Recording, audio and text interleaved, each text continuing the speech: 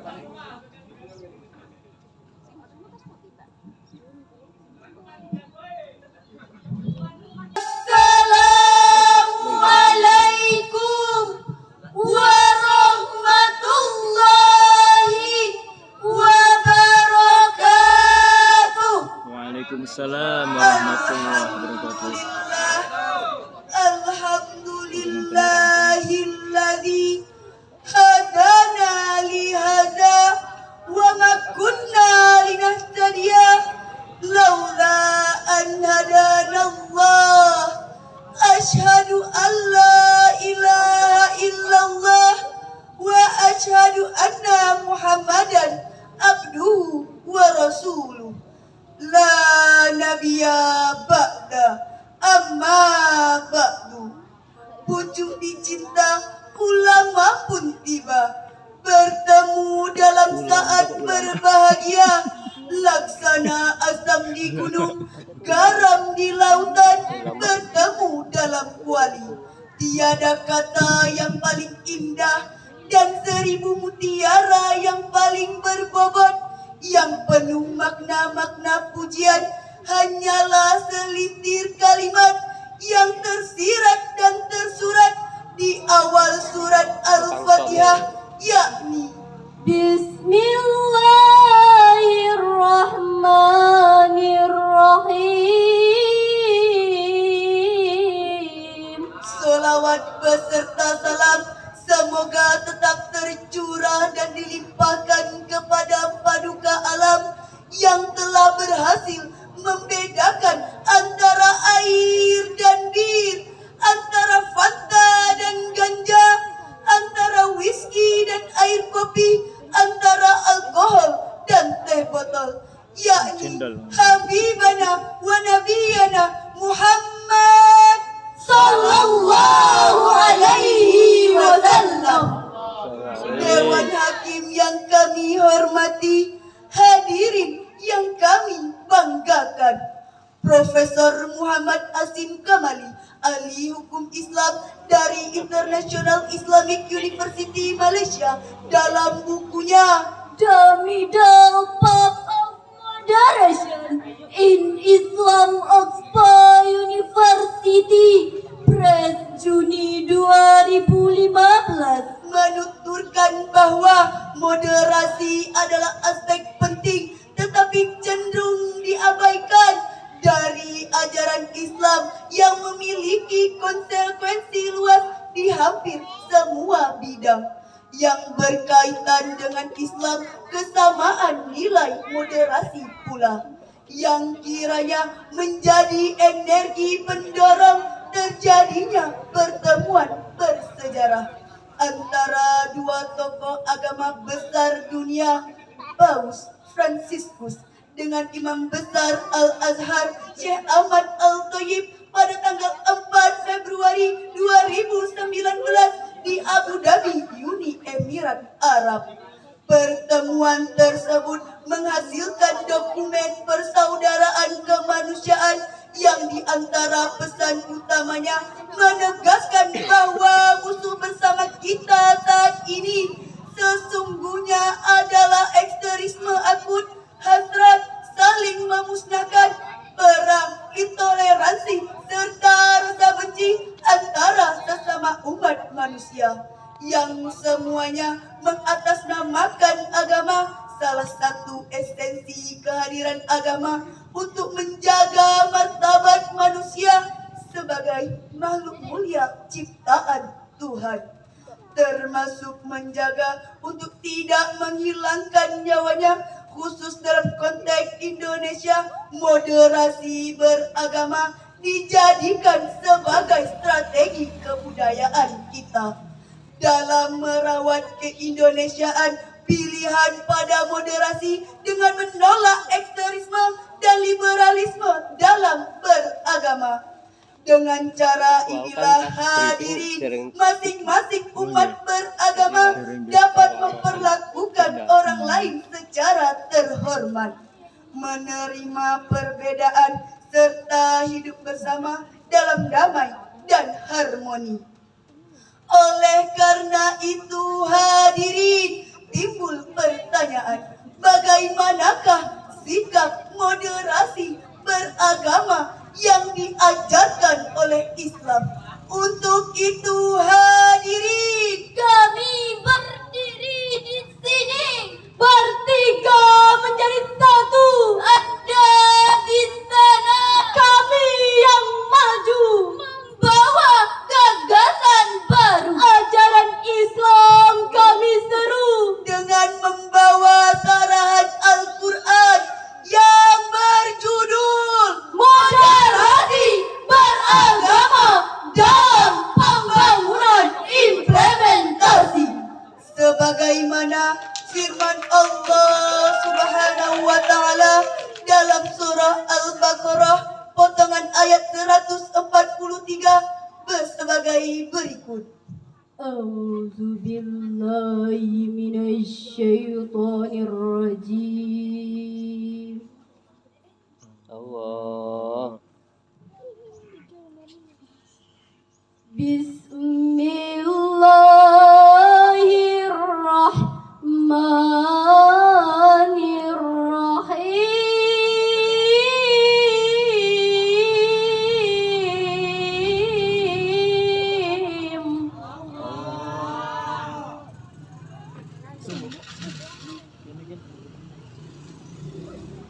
Wa kadzalika ja'alnakum ummatan wasata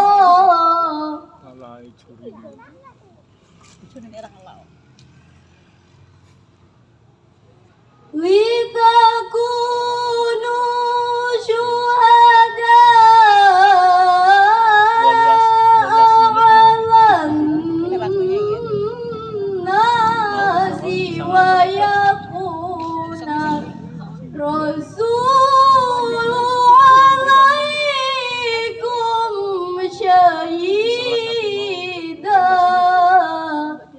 Aku berlindung kepada Allah dari godaan syaitan yang terkutuk dengan menyebut nama Allah yang Maha Pengasih lagi Maha Penyayang. Dan demikian pula kami telah menjadikan kamu umat Islam, umat pertengahan, agar kamu menjadi saksi atas perbuatan manusia dan agar Rasul Muhammad menjadi saksi atas perbuatan kamu. Hadirin sekalian, berdasarkan ayat tersebut terdapat satu sifat yang disandarkan kepada umat Islam, yaitu ummatun wasato. Apa yang dimaksud dengan ungkapan tersebut? Imam At-Tabari dalam kitab tafsirnya Jami'ul Bayan an Ta'wili Al-Quran jilid 2 halaman 626 menuturkan bahwa Wa ammal wastu fa innahu fi kalamil arbil qiyam biqalu minhu fulan wasatul hasabi fi qaumi ay mutawassitul hasbi. Dari segi bahasa Arab bermakna yang terbaik jika dikatakan si bulan wasatul hasabi fi qaumi, maka maksudnya adalah ia memiliki garis keturunan yang tinggi di kalangan kaumnya. sedangkan menurut Dr. Ahmad Umar Hasib, mantan rektor Universitas Al-Azhar, dalam bukunya Wasatiyatul Islam mendefinisikan mengajarkan bahwa wasatiyah adalah keseimbangan dan kesetimpalan antara kedua ujung, sehingga salah satunya tidak mengatasi ujung yang lain. Tiada berlebihan juga kekurangan, tiada kelampauan batas juga kekurangan batas. Ia mengikuti yang paling utama, paling berkualitas dan paling sempurna. Dari beberapa definisi tersebut dapat kita ambil satu pemahaman bahwa wasatiyah adalah keseimbangan dan keadilan, sehingga menempatkannya pada posisi yang terbaik. Meski dengan demikian perlu ditegaskan bahwa wasatiyah moderasi bukanlah salah satu mazhab baru, melainkan sudah menjadi ciri utama ajaran Islam, sehingga Islam yang moderat jangan sampai menjadi moderat bagi sesama antara umat beragama. Dewan Hakim yang kami hormati, hadirin yang kami banggakan, jika kita simak ayat Al-Quran dan hadis Nabi, jelaslah bahwa Islam mengajarkan kita untuk semangat moderasi dan melarang kita untuk melampaui batas. Sebagaimana sabda Nabi Muhammad SAW yang diriwayatkan oleh Abdullah bin Abbas sebagai berikut. Ya ayyuhan nas, iyyakumul ghulu fid din, fa innahu ahlaka man kana qablakum ghulukum fid din. Hai manusia, hindarilah olehmu sikap yang melampaui batas dalam agama, karena sesungguhnya orang-orang sebelum kamu telah binasa karenanya. Berdasarkan menurut hadis tersebut, sikap melampaui batas dalam beragama merupakan suatu terlarang. Dr. Yusuf Qaradawi dalam kitabnya As-Sahwatul Islamiyah Bainal Juhud wal Tatarruf ada 6 tanda sikap berlebihan dalam beragama. Ke-1, fanatik pada suatu pendapat dan tidak mengakui pendapat yang lain. Kedua, mewajibkan sesuatu yang tidak diwajibkan Allah atas mereka. Ketiga, memperberat yang tidak pada tempatnya. Keempat, bersikap kasar dan keras. Kelima, buruk sangka terhadap manusia. Keenam, terjerumus ke dalam jurang pengkafiran. Mari kita renungkan bersama, apakah tanda-tanda tersebut melekat pada diri kita? Apakah kita terjerumus ke dalam jurang fanatisme dan menyalahkan yang berbeda? Apakah kita lebih senang bersikap kasar dan keras daripada menebarkan rasa kasih dan cinta? Apakah kita lebih senang mencari kesalahan orang tanpa melihat potensinya sebagai manusia? Dan apakah kita lebih senang mengkafirkan sesama muslim?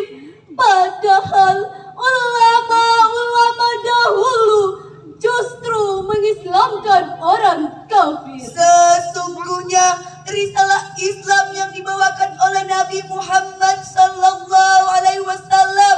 adalah risalah kasih yang tak pilih kasih, ajaran sayang tak alang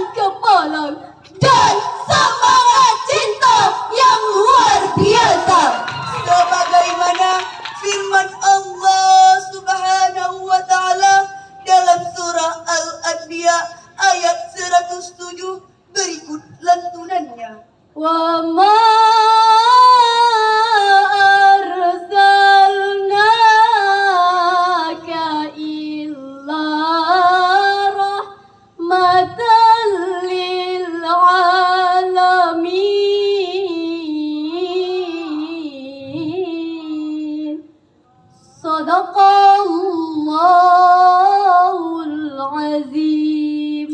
Dan kami tidak mengutus engkau Muhammad melainkan untuk menjadi rahmat bagi seluruh alam.